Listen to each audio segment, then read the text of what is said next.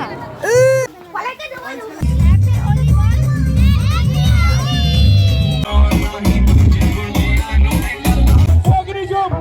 তো চলো প্রথম থেকে শুরু করা যাক। তো এটা ছিল হোলির দিনের ভিডিও, আর এটা হচ্ছে আমার হোলির আউটফিট, থেকে বুঝতেই পারছো। তো ভালো করে দেখে নাও, কারণ এই সাদা কুর্তিটা সাদা থাকবে না, এই কুর্তিটা এখন লাল, নীল, হলুদ, সবুজ কী কিনা রঙে পরিণত হবে তার নেই ঠিক।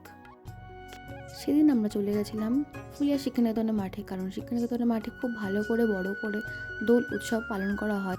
ওখানে গিয়ে দেখি প্রথমে সাংস্কৃতিক অনুষ্ঠান হচ্ছে। অনুষ্ঠানটি দেখার পর যখন 1টা বাজলো, তখন দেখি পাশের মাঠে ডিজে গান চালানো হয়ে গেছে। আর ডিজে গান মানে তো বুঝতে পারছো, গান শোনা মাত্র সব মেয়ে ছেলে সবাই মিলে গিয়ে নাচতে শুরু করে দিয়েছে। 1-1.5 ঘন্টা ভালোভাবে এনজয় করার পর মনে পড়লো আজকে তো চন্দ্রগ্রহণ ছিল, আর আমার মা পুই পুই করে আমাকে বলে দিয়েছিল যে যেন 3:20 আগে বাড়ি চলে যেতে। তাই আমি বেশিক্ষণ আসতে পারিনি গাইস। এই জায়গা ছেড়ে কারোকে যেতে ইচ্ছা করে বলো, কিন্তু কি করব, চন্দ্রগ্রহণ মানতে তো হবেই। তাই খুব কষ্ট করে আমাকে ওখান থেকে বেরোতে হয়েছিল, কারণ দেরি করলে তো মা মারবে বাড়ি গিয়ে।